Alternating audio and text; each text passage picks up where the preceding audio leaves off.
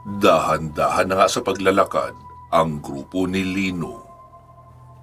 Noong naroon na sila sa likurang bahagi, ay wala na gaanong hamog. Hindi na rin pinalagyan pa ni Lino ng makapal na hamog kay Kulas para makita nila ang pintuan at kung may mga nagbabantay na agent ng Dragon Corps. Saktong pagkaliko lang nila sa kanto ay bumungad sa kanila ang kararating lang na 6 na mga agent. Agad silang nakipagpalitan ng puto. Naku, pinpoint na nila ang location natin, kaya kailangan na natin magmadali. Wika pa ni Lino. Pagkarating nila sa mismong pinto sa likuran noong gusali ng Citadel, ay nakakadena iyon. Patay! Wala tayong bolt cutter! Wika pa ni Rafael.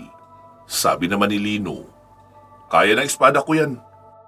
Agad siyang naglabas ng maiksing bersyon ng kanyang espadang kyanite at idiniin sa kadena. Naputol naman iyon agad.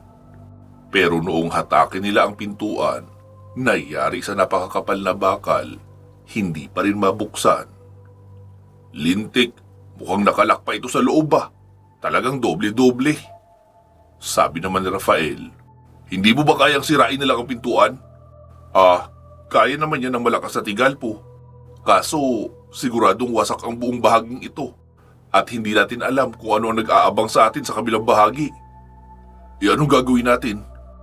Sa harap na muna tayo dumaan. Gagamit na lang ako ng shield barrier kung sakali mang may babaril sa atin doon. Pagkalingon nila sa unahan, ay may 2 armored vehicle na ang paparating. May kasamang mga agent na hindi bababa sa 20. Sabi naman ni Rafael, kayong 3, asikasuhin nyo na muna ang mga paparating. Tutuloy na kami ni Lino sa harapan para makapasok na kaagad. Tumango naman ang 3 na sina Kulas, Mancio at Tingting. Saka doon na humarap sa kabilang bahagi. Ilang saglit pa ay nagliliparan na ang mga grenade na nagmumula sa mga agent ng Dragon Corps. Hindi magkanda o gaga sa pagdapa at pagtatago ang 3. Sabi naman ni Tingting, Rosalia, nasaan na kayo? Ba't hindi kayo bumabaril? Saglit lang, Ting. Busy ako. Nakasilip na paibaba rito ang sniper sa itaas. Ito ang binabantayan ko. Kayo na muna ang bahala dyan. Kailangan ko itong mailaglag. 3 silang sniper sa taas. Kaya siguraduhin niyong nasa mga puno kayo nakakover. Patuloy sa pag-ulan ng bala mula sa mga agent na paparating. Lalo at may machine gun ang ibabaw ng armored vehicle na gamit ng mga iyon. Si Micaela naman ay panay ang baril. Pero nahihirapan siyang humanap ng butas sa mga agent. Dahil maliban sa naka-body armor ang mga iyon, may bulletproof fiberglass na shield pa na hawak. Noong humupa ang putukan, ay agad nagsigulong sina Tingting at Mancio. Sabay nagpaulan rin ng bala. Saktong may ilan sa mga agent na naka-expose ang binti at paa. Kaya iyon ang pinagbabaril nila at kapag napapaluhod, ay sa kanila pupuruhan sa ibang parte. Nagsimulang kumalat ang mga agent na tila gustong palibutan ang 3. Lagot tayo nito kapag naikutan tayo. Wika pa ni Kulas. Nang bigla silang makarinig ng malaking volume fire mula sa kaliwa, sa madilim na bahagi ng kakahuyan. Noong makita nila kung sino iyon ay ang team ni Richard. Nagsalita si Richard. Unahan nyo ng ikutan! Gapangin nyo! Sabi naman ni Rosalia sa com. Wala mo nang gagapang. Ibabagsak ko muna itong nakadungaw na nakatutok sa bahagi nyo. In 3, 2, 1. Boom! 1 down. Sige na, pwede na kayo gumapang. Wika na Rosalia. Kaya agad nang nagsigapang sila Tingting at Mancio. Si Kulas naman ay kumumpas sa mga nakaparadang kotse. Iniangat at ibinagsak sa mga armored vehicle. Pero dahil sa may kabagalan ang galaw ng mga sasakyan na ibinabato ni Kulas, kaya nakakaatras kaagad o nakakamaneuver ang mga armored vehicle ng Dragon Corps at nakakailag. Nagsalita si Venus sa com. Micaela, this is Venus. Nasaan ang mga shooters nila? Agad namang tumingin si Micaela kay Rosalia dahil ito ang kanina pa nakatingin sa itaas. Si Rosalia na ang sumagot. Venus, this is Rosalia. Sa itaas ng Citadel Building, may 2 pang snipers. Dito naman sa katapat na gusali ay may 2 rin. At meron pang 2 sa rooftop din ng mansyon at katapat noon. Naku, ang dami pala. Sige, iikutan namin. Kim, cover mo si Richard rito. Iikot kaming 2 ni Jenna. Kailangan nating unahan ang mga snipers. Delikado tayong lahat kapag marami ang snipers sa itaas. Copy that, Venus. Sagot naman ni Kim. Patuloy na naghahanapan ng butas ang mga snipers ng kalaban at ang grupo sa ibaba. Pagalingan ang paghahanap ng target. Sabi naman ni Richard sa com. Tingting, nasaan si Nalino at Rafael? Umikot sa harapan. Hindi kasi mabuksan ang pinto sa likuran eh. Masyadong makapal at nakalaki ata sa loob. Paano hindi mabuksan? Bakit hindi barilin? Naku, hindi pwede. Masyadong makapal ang bakal na ginamit at nakadoble-doble pa. Parang pinto ng bolt ng bangko ang ginawa eh. Ah, ganun ba? Sige, pagtulungan na muna natin itong mga Dragon Corps agent na nasa likuran. Patuloy sa pakikipagbarilan sina Kulas, Richard at Kim sa mga agent na naroon sa gitna ng daan habang patuloy sa paggapang sina Mancio at Tingting. Hanggang sa makarating na nga sa likurang bahagi ang 2. Micaela, cover mo kami. Wika ni Tingting. Okay, sige Tingting, go ahead. Agad tumayo si Tingting at pinagbabaril mula sa likuran ang mga kalaban. Si Mancio naman ay iyong 2 nasa ibabaw na may hawak na machine gun ang inaasinta niya. Agad bumulagta ang mga iyon habang nakalambitin pa. Dumukot si Mancio ng granada para sana ilagay sa butas na kinaroroonan noon. Kaso, may 4 na agad na agent na papunta sa kanila na tuloy-tuloy ang pagbaril. Kaya pareho na silang napatakbo ni Tingting patungo sa kakahuyan. Sabi naman ni Mancio, Bay Kulas, may mga puno na rito. Ibig sabihin, pwede ka nang gumamit ng ugat ng kahoy. Gawin mo na. Okay, sige. Wika pa ni Kulas at nag-usal ng orasyon. Agad naglabasan ang mga ugat ng kahoy mula sa ilalim at agad pinuluputan sina Tingting at Mancio. Sabi naman ni Mancio, Uy, hindi kami! Yung mga kalaban! Tila may isip na tumigil sa pagkilos ang mga ugat at tinignan sina Mancio at Tingting. Tapos biglang lumatigo at hinataw sila sa puwetan. Saka nagtungo na sa mga kalaban. Aray ha! Mapanakit rin kayo no? Reklamo pa ni Mancio. Sabi naman ni Tingting, Teka Mancio, akala ko ba sandata ni Kulas ang mga ugat? Bakit tayo pinalo ni Kulas sa puwet? Hindi ganun yun, Bay Tingting. Mga elemental rin na hindi natin nakikita na nasa puno ang nagkokontrol ng mga ugat. Parang nakikisuyo lang ng tulong si Bay Kulas. Kaya hindi niya rin talaga kontrolado ang gagawin ng mga ugat. Ah, ganun ba? Kaya pala parang may sariling pag-iisip eh. Nakita nila na pinuluputan na ng mga ugat ang mga agent at hinila patungo sa mga puno at inilambitin sa itaas. Samantala, sa likurang bahagi naman ng gusali na katapat ng mansyon at Citadel ay naroon sina Venus at Jenna. Pagapang na rin ang pag-usad sa madilim na mga gilid para hindi sila mapansin ng mga kalaban. Hanggang sa makarating sila sa unahang bahagi ng kaliwa. Doon sila nakahanap ng mga nakaparadang bus. Doon na rin sila pumwesto habang nakatutok sa itaas ang sniper's rifle. Ano, kita mo dyan? Tanong pa ni Venus. Oo, kitang-kita. Sagot naman ni Jenna. Sige, lilipat ako ng pwesto para sabay tayo. Siguradong magtatago ang mga nasa kabilang side kapag bumagsak ang counterpart nila sa tapat ng gusali. Copy that. Lumipat na sa kabilang bahagi si Venus at umakyat sa puno. Wala na siyang mapagkukuberan sa bahaging iyon maliban sa ilang puno.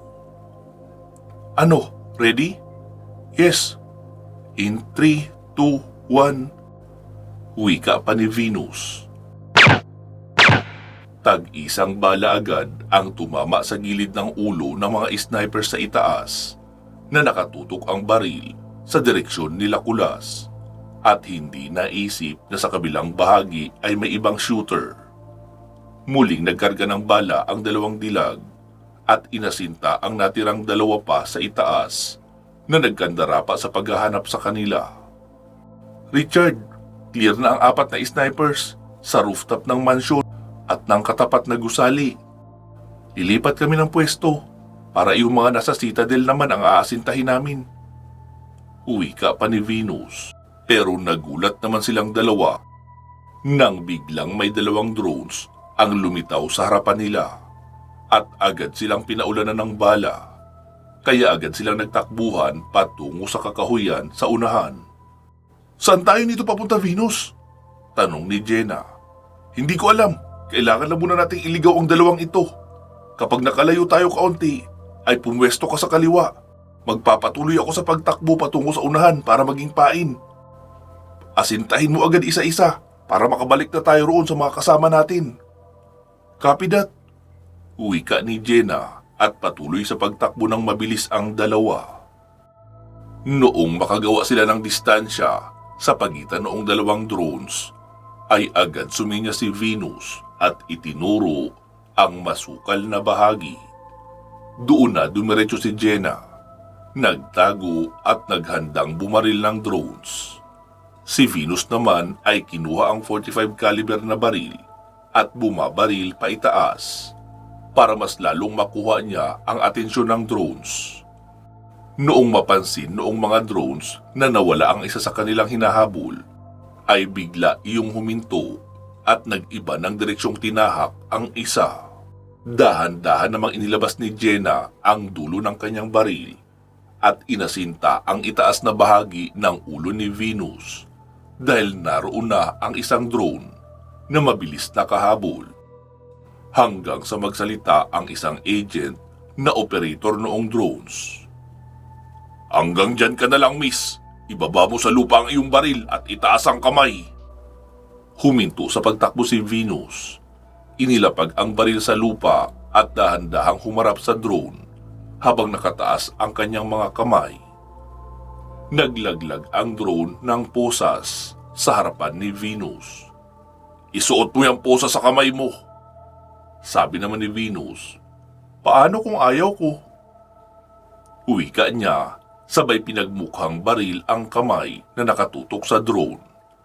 Bigla namang nagbaba ng 2 tube ng baril ang drone at may nakatutok na laser sa dibdib ni Venus. Anytime now, nasaan ka na, Jenna? Bulong niya pa. Nang makarinig siya ng mahinang putok ng baril, nahalatang may silencer ang dulo. 2 magkasunod iyon. Sapul ang drone at nagpaikot-ikot hanggang sa bumangga sa puno at sumabog. Pero nag-alala bigla si Venus noong makitang naroon ang isang drone sa likuran ni Jenna at nakatutok na ang laser dito. Jenna! Tumakbo ka na! Nasa likuran mo ang isa! Pagkarinig noon ni Jenna ay dali-dali siyang tumakbo. Pero huli na dahil nakalak o nasa likuran niya ang armas ng drone. Umulan bigla ng bala pero patungo lang kay Jenna. Jenna! Sigaw pa ni Venus pero wala na siyang magawa. Malayo pa siya. Binunot niya ang kanyang 2 45 caliber na baril at malapitang pinagbabaril ang drone at inubos ang bala ng magasin sa drone na iyon hanggang sa sumabog. Napatakip ng mukha niya si Venus dahil doon lang din iyon sa harapan niya sumabog.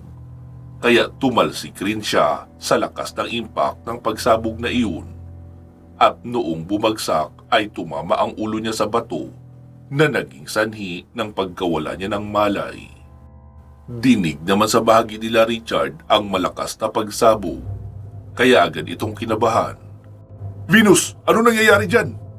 Wika pa ni Richard sa comb, pero walang sumasagot. "Jenna, report! Venus, do you copy?" Nakakailang ulit na siya, pero wala pa ring sumasagot.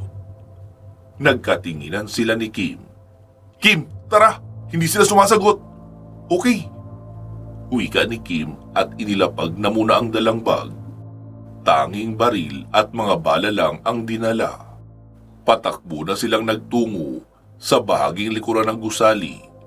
Tiwala naman sila na wala ng sniper sa itaas dahil naitumban na iyon nila Micaela at Rosalia.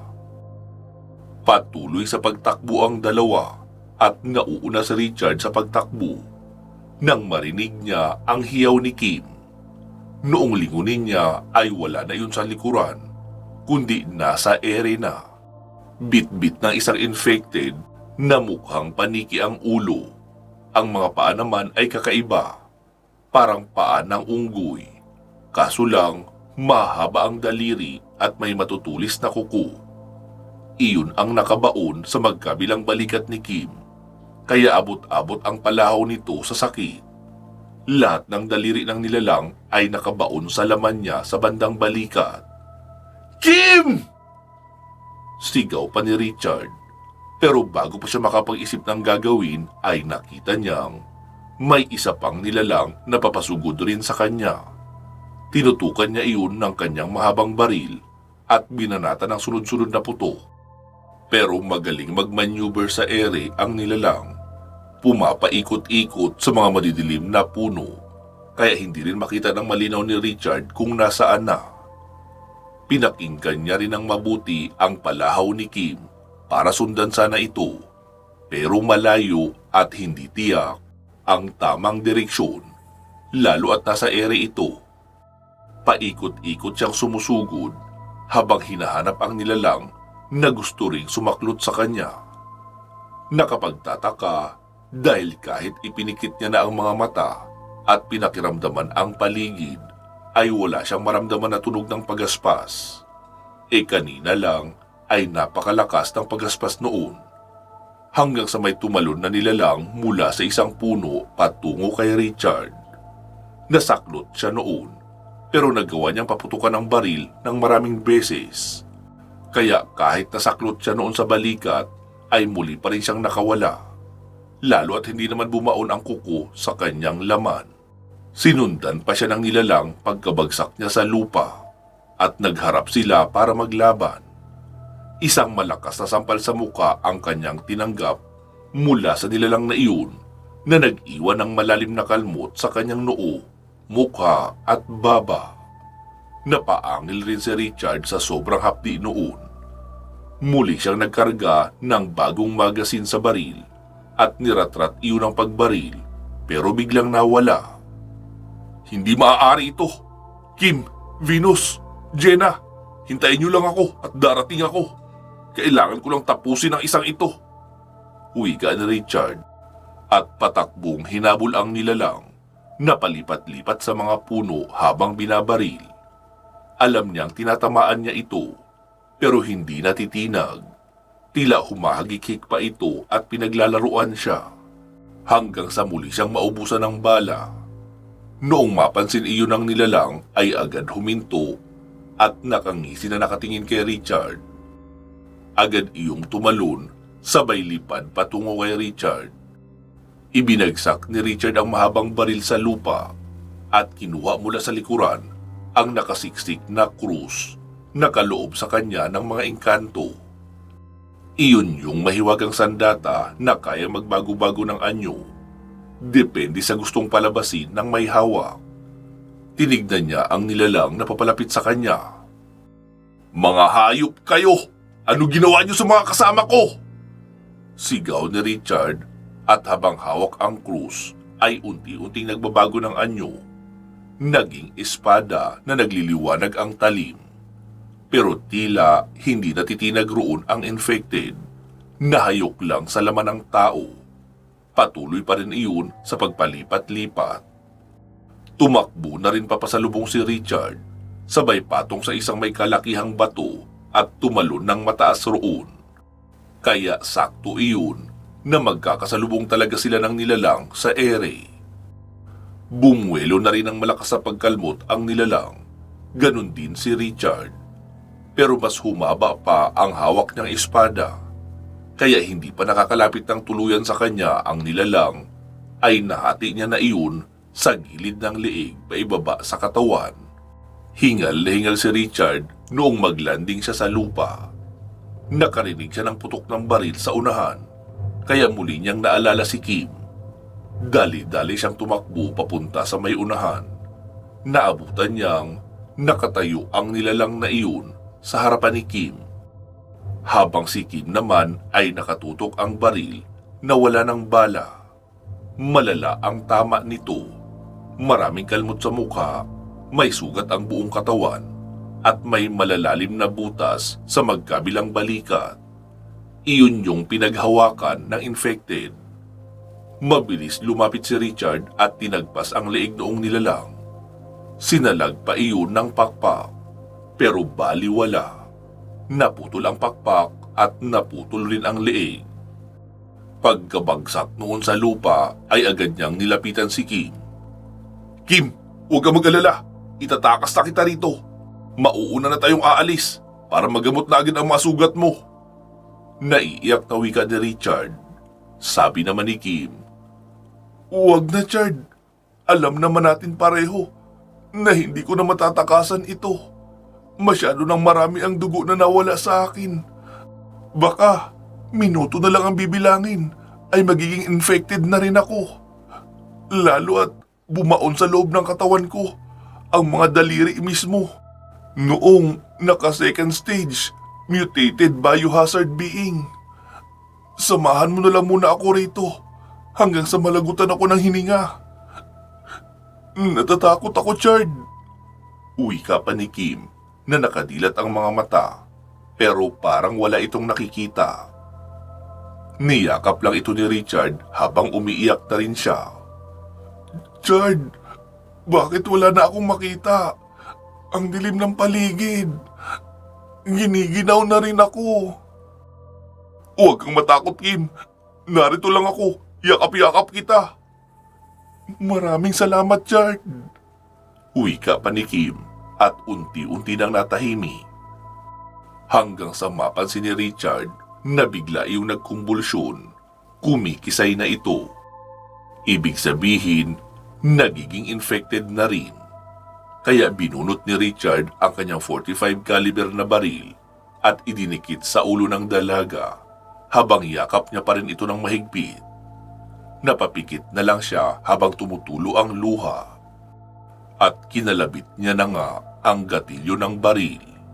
Doon na muling natahimik ang katawan ng infected na si Kim. Alam ni Richard na hindi siya magkakaroon ng pagkakataon na maiuwi pa ang katawan ng dalaga. Kaya inilapag niya na lang iyon sa gilid at tinabunan ng mga dahon at sanga ng kahoy. Patawarin mo ako, Kim. Uwika niya pa sa bangkay nito bago siya tumalikod.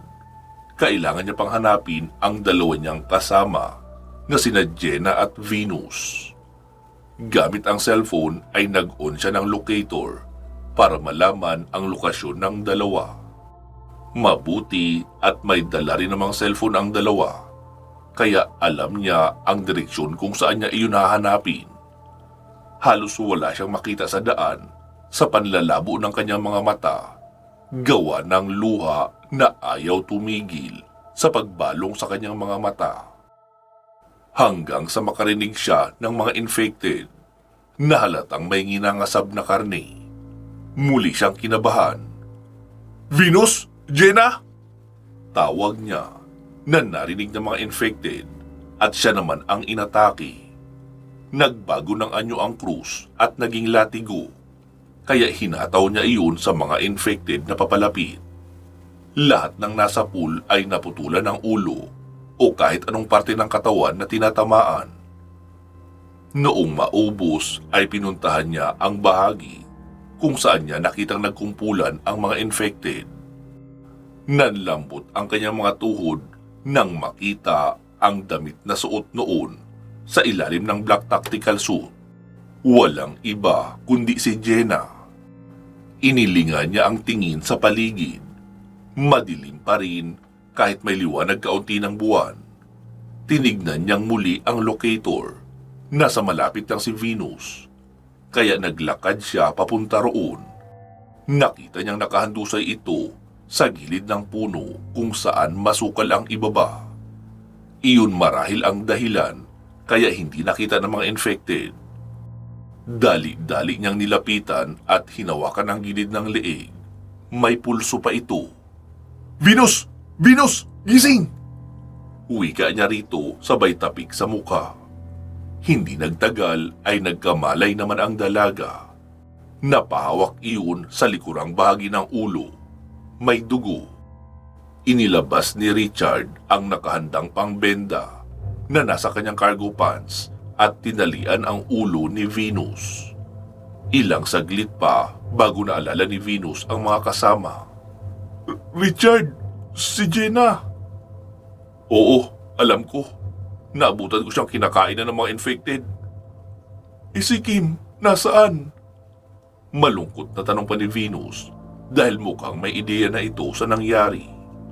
Napailing-iling naman si Richard.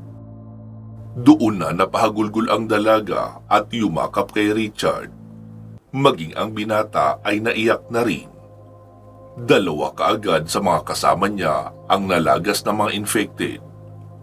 Makalipas ang ilang minuto ay nagpasya na silang tumayo at bumalik sa lokasyon ng Citadel Building para matulungan ang mga kasamahan na naroon. Pansamantala po muna natin puputulin dito itong ating kwento.